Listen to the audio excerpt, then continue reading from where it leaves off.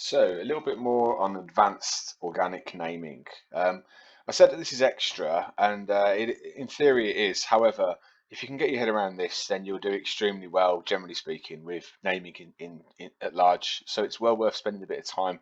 I always believe if you look a bit beyond what you have to know, and you can get your head around most of it, then you're well equipped to deal with what you do need to know as far as exams go.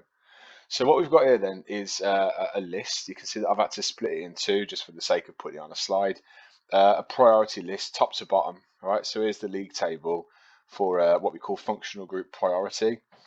I'm sure there are some other functional groups we could conjure up if we thought hard enough, but these are plenty for us to worry about right now. And actually, a couple have gone off the bottom of the slide there, but it doesn't matter. So the idea here, and we've said this kind of thing in the past when we've talked about naming, is that the priority groups get the end of the name. They get like the prestige of the end of the name of the molecule. So ethanoic acid, the oic acid indicates the end of the the most important functional group in the structure, also the only one. But what if we had something like a double bond OOH, so it's a carboxylic acid. That'll be propanoic acid once the structure is complete. Put an OH on that one. And let's say, just for argument's sake, let's make that a CN triple bond. I'm going to regret this because this is going to be a tricky one to name. Okay. Now, if you ignore all but one of the functional groups for a start, if it was just 3 saturated carbons COH, it'd be propanoic acid. If that was just a CH3 at either end, rather than a CN and a COH, and it was just the OH on carbon 2, it'd be propan2ol. If this OH and the COH weren't there and it was just enough hydrogens instead, it'd be propane nitrile, right? But clearly we have to feature all 3 functional groups at the end of the name, and it's not an option, it's not sensible, it's not how we do it, to call this something like propane nitrile 2ol oic acid. In other words, only one functional group can have the end of the name. Now, this priority list gives us an idea of which one it's going to be. Generally speaking, you'll notice that the carbon containing functional groups, the ones where the main carbon chain is part of the functional group, because it's a C double bond O or it's a COH or something like that, or a C triple bond N, those tend to be more higher priority than like sticking a Cl on or a double bond within the chain. But the ones that have got normally oxygen or group 7 or maybe a nitrogen bonded to a main chain carbon, those tend to get the end of the name. That's the kind of rank order of things. Now, carboxylic acid is at the top of this list, so this will be something oic acid. There's 3 carbons, so it will be prop, right? But that means that the OH and the CN both get forced into what we call a prefix position. So rather than this being something ol, that OH is going to be represented by hydroxy in the prefix, meaning at the start of the name or near the front of the name. Likewise, anytime that you'll have to name a nitrile, it will be nitrile because you won't have a mixture of functional groups like this. You might have a hydroxy and a nitrile, that's completely reasonable, but you won't have a carboxylic acid and a nitrile, I don't think. But anyway, that C triple bond there normally would be nitrile at the end of the name, but here there's a higher priority functional group, the COH, present, so it gets forced into a prefix position as well, and so it becomes cyano. So numbering this becomes a bit awkward because what we said in the past is that the C triple bond N carbon is guaranteed to be carbon 1 because it's the most important one. But here actually something beats it. So the COH gets the prestige of getting the end of the name and also carbon 1, which puts the hydroxy group on carbon 2 and the nitrile on carbon 3. Now here's the thing, this one is a bit awkward and I do regret it. This is essentially propanoic acid, isn't it? Right? It's 2-hydroxy propanoic acid. Now here's the challenge. That nitrile, if this had been in the main chain, well it is in the main chain, but if that nitrile had been carbon 1, we'd call it propane nitrile. However, we're going to treat that CN group as a sort of hanger-on to carbon 2, and we'll call that a cyano group. So here we've got a hydroxy group on carbon 2, then we've got a cyano group on carbon 2. Normally CN would be nitrile and it would be carbon 1, but as we said, the priorities are a bit different here. So actually we're going to call this ethanoic acid. It's going to be 2-cyano. Now, as I said, you won't be using cyano in any part of your official A-level naming challenges. 2-hydroxy. Now we'll talk about if these numbers are necessary in a minute. I'll have to go on to the next line just for space. Ethanoic acid. All right, and there's something that you can't see on my screen, which means I can't write there. So I'm gonna have to. Ah, damn it! I'm gonna have to write below. So sorry about the weird layout there. 2-cyano, 2-hydroxy ethanoic acid. Now, do we even need those number 2s? Because they can't go on carbon 1 because there's no space. There isn't a carbon 3. Well, there is, but we're calling it cyano as a side group instead. A bit like methyl. If that was CH3 side group, we'd call it methyl rather than part of the main chain. They didn't actually need the number 2s here because they could only possibly be on that carbon, which we've called number 2, and which it must be number 2 because the COH is going to be carbon 1 because that's how it goes. So cyanohydroxyethanoic acid would be a suitable name for this. There you go. Anyway, don't worry about that as a sort of specific naming problem, especially with the cyano bit. But actually, hydroxynitriles are something we'll be seeing relatively soon. Let's have a couple more of these. You can have a go at naming them with me.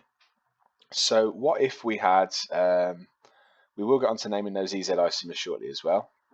You know what, I'm not even going to think of it too hard. I'm just going to draw some functional groups and we'll decide what's what. So let's have, and I don't want to get too silly. Some of these structures, by the way, wouldn't be real because they'd be quite unstable because of the relative strengths of some bonds, and there's something they more happily fall into becoming. Here we go. So there's a structure for you. Quite an awkward structure at that, to be honest. What do we have here? Well, there's a double bond in there. It's drawn sort of vertical, but don't be put off by that. You can always work out what's what. Let's go looking for our longest unbroken chain of carbon first. 1, 2, 3, 4 carbons. That's going to be a methyl group then. So what we've got here is bute something or other. It's butene. Hopefully you can see that. We could also do EZ on this. We'll do that bit last though. So this is butene. What else? Well, there's going to be more than just butene. There's a chloroatom. Now, if we're going to call this carbon here carbon 1 to make that butene, that if we number from the Cl and S holding end, then the numbers are going to be lower because we've clearly got to indicate the presence of the Cl and the SH and the methyl, and they're all at that end of the molecule. So we'll number from the what's the top basically. So what else do we have here? Well, we've got 1 chloro. We need to build that into the name somehow. These are just bits of the name. We're going to have to combine this all in a second. We've got 2 methyl. That's something we can definitely handle. We've done that kind of thing before. What about this SH? What's that? Well, again, SH is a functional group that we see very briefly in protein structures in year 13, and we don't talk much about it even then. We don't look at any reactions.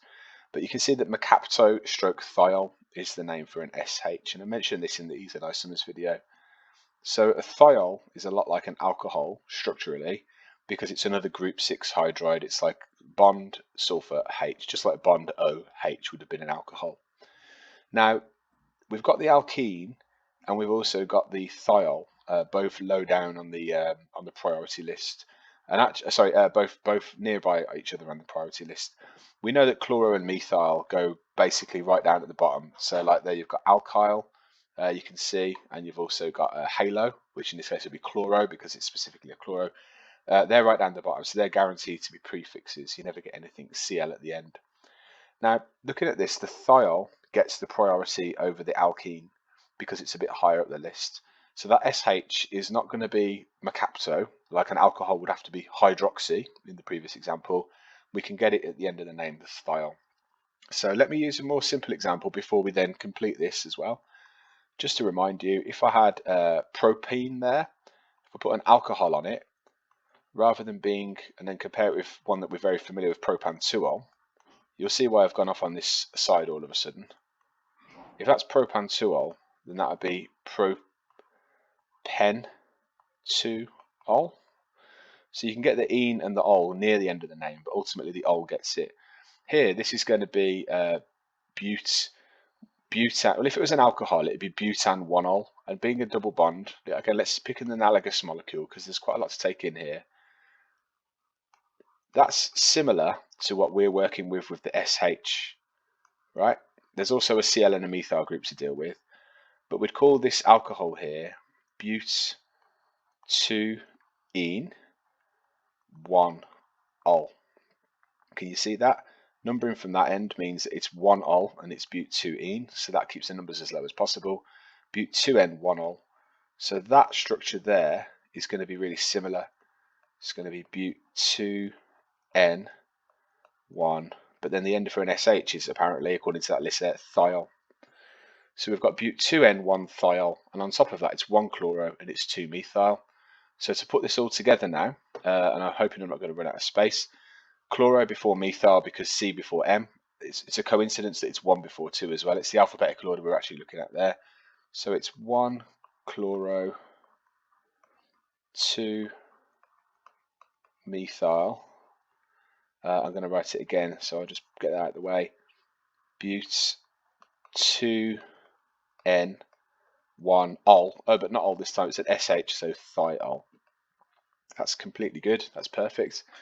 We could also allocate this one an EZ notation because we've got two different groups on each of the CC double bonds. You've got a methyl and a H on the one, and you've got a methyl and a something else on the other. So in terms of priority, now this takes us to super advanced priority, which is taking us even further than we'd normally want to go, but we'll have a go at it.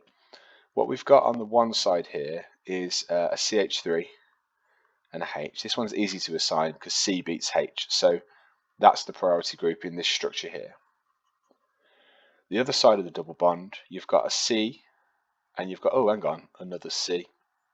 However, clearly the two carbon containing groups are different from each other.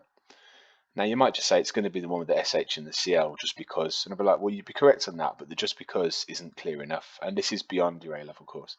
So that is a carbon which has got 3 H's on it. So what we're going to do now is we're going to look down both of these groups until we find the first point of difference. It's a coincidence that the highest priority group, well, sometimes it's a coincidence that the highest priority group has a bigger MR. That's irrelevant. This carbon is a C, and bonded to it there is a H. It's not there in the skeletal structure, but there's a H on that carbon too. There's an S, and there's a Cl. And basically H is beaten by H, greater atomic number, greater atomic number. So that group there is the priority group, and actually more specifically that carbon is the priority. So what we've got there, it's rotated, but what we've got there then is the E isomer of it, okay, the Entgegen rather than the Zusammen. So that's E1-chloro, 2-methyl, but 2N1-thiol. Boom. Right, now we won't do any more of those, but I'm sure with that in mind you can now have a good go at naming some of your own and testing if they're correct. You can always get me to check if you're really keen. Okay, so let's go back to this and sort this out. Then let's just name these to finish off, and it's worth practicing this. So what have we got there? We've got propene-1-ol, basically. We decided that in terms of priority, this would be the Z isomer, so we can put that in the name. So it's Z. What is it? Well, it's a bromo on there, so if we number from that end, we'll keep the numbers as low as possible. Now that means then that it is 1-bromo, prop.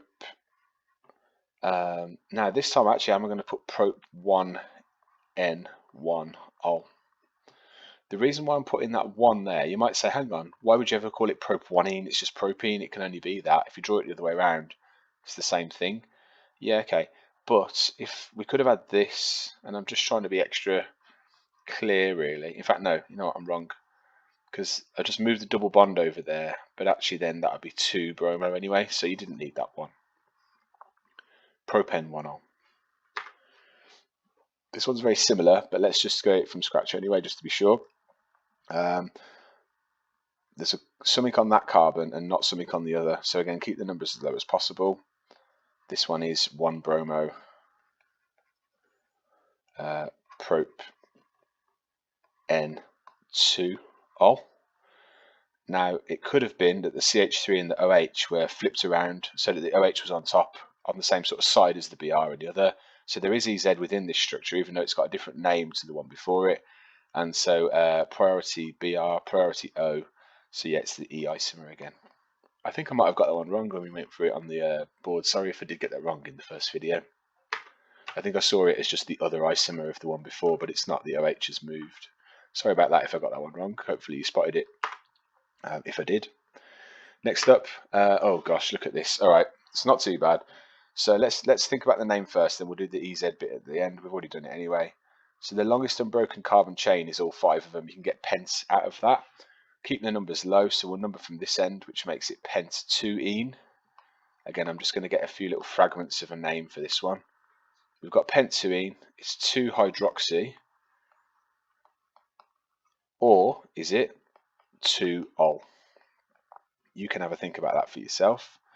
We've also got on carbon 3 an amine group. Okay, so what do we have here? That might be 3-amino if you have a look at the priority listing, or this could be something 3-ol amine. Right, so there's a question mark over this one then.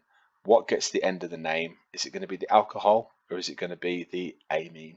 So let's have a quick look back at our priority group list, and what have we got? Okay, well, OH is up there, hydroxy. Amine is a little bit below it, which means that hydroxy isn't a thing. This one will be an alcohol, as in it'll be ol at the end of the name, and the amino is what we'll use for the amine, you see? So as I keep saying, this is more advanced than you'll need. So it's going to be something 2-ol, which means it's going to have to be 3-amino, because you can't have two groups at the end of the name, taking the end of the name. So 3-amino pentan 2-ol, or rather pent 2N2-ol, because we've got to specify where the alkene is relative to the other groups and the other one as well. 3-amino pent. Now, if it was just pent and 2-ol, that would have been easy, but this is pent 2-ene 2-ol. Very well done if you work that out for yourself. About the priorities, we said that N beats C and O beats C on the other side, so they're Z relative to each other. They've got that arrangement. So this is the Z 3-amino pent 2N2-ol. We can do this. Okay, almost done. Now this one's obviously quite a similar structure. If you have a look at it, actually, on the 1 double bond carbon, there's an OH and a CH3, and it's the same here. So I won't go through the whole rigmarole again, but if you just notice that this one is actually a pair of isomers. You've got CH3 and OH on one side, NH2 and ethyl on the other side. So there's the question we just solved. All that's happened is the CH3 and the OH have flipped around. So it will have the same name, it will have the same structural formula, it will just be that that is the E isomer, because the priority groups, the O and the N, are now entgegen across the double bond. Okay, so it's the same as before. Okie dokes, now we've got two more, and I just want to emphasize that these two are actually not the same, that they're not isomers of the same structure.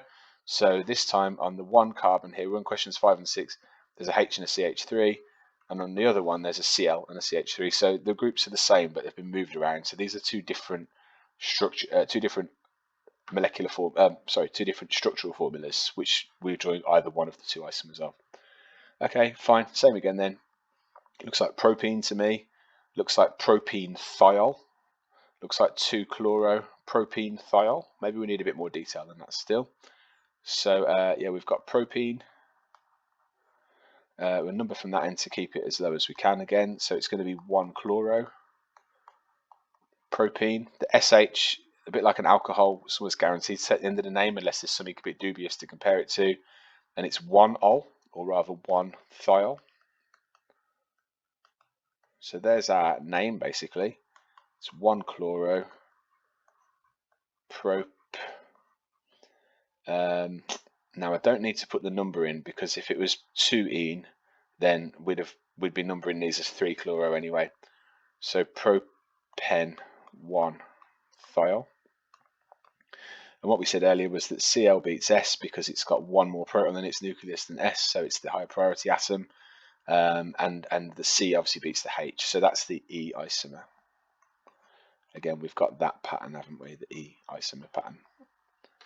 Finally, we worked out that this was also an E isomer because the Cl and the S are the two priority atoms across the double bond, one from each carbon. C gets beaten by Cl, everything beats H. So this is also an E isomer for its respective structure. It's going to be quite similar to the one before it. We've got 2-chloropropene in there, but it's not propene, it's propene thiol. So it's going to be 2-chloroprop N1 thiol, because to put the 1 there and the 2 there and have that CH3 as carbon 3 keeps the numbers lower. And that's brackets E, all of that. Right, so clearly some quite advanced naming problems there. It's really worth having a good go at that. You won't meet thiols again in any sort of substantial way. If you want one more challenge, you can log out at this point. But if you want one more challenge, I'm going to give you one. So let me just take a blank slide. Let's see what we can do. Have a go at this if you're still with me.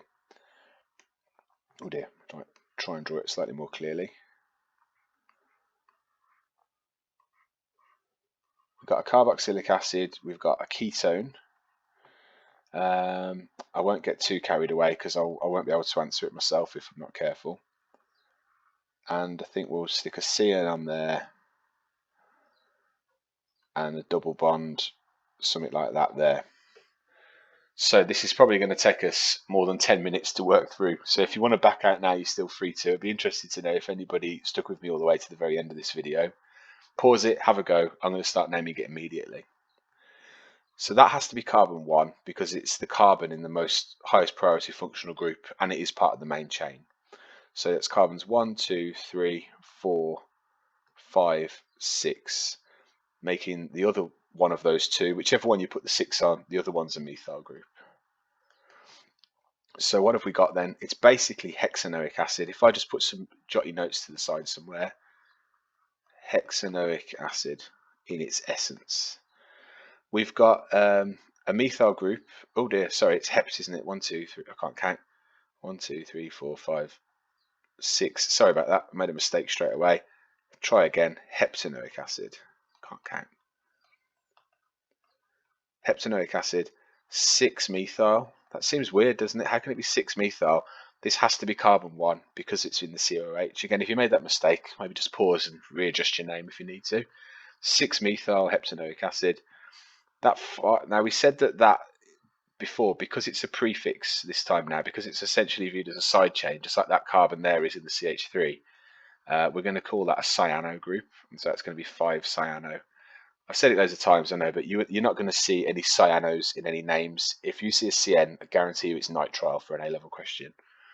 It's a 5-ene, right? So it's not heptanoic acid really, it's heptenoic acid, and it's a 5-ene. And because I know that there's something else at the end of the name, it's not going to be ene, it's going to be N something, oic acid. And then we've also got on carbon 4 the ketone functional group. Now, we haven't done much with ketones yet, but this one here would be butanone. That one there would be pentan-2-one, ONE, as you can see in the list there for an end of a ketone's name. However, the prefix, there is one, it's oxo. This is going to be 4-oxo. Okay, right, can we stitch this all together then? We can. There's also EZ isomerism. Oh no, there's no EZ isomerism because we've got 2 of the same group, 2 CH3s, so there's no like difference. If you rotated the carbon double bond, you wouldn't get a different structure, so there's no EZ in this one. All right then, so these are all prefixes. We've got methyl, cyano, and oxo, so we need to put them in alphabetical order, so it's C, M, O. Let me just put that because I'm going to forget my alphabet. CMO. So it's going to be 5-cyano, 6-methyl, 4-oxo. Remember, the numerical order is irrelevant. It's the alphabetical order of the start of the prefixes. If it was dimethyl, it would still be M, not D. All right? Not that that would have made a difference to the order here, but you get the idea. If it was trimethyl, it wouldn't have made a difference because T before M, it's the M. Okay, cyano, okay, 4-oxo, so done that bit, done that bit, done that bit. Heptanoic acid, but it's more like heptenoic acid. Must be it's hept-5-ene oic acid. Oxo, hept 5-N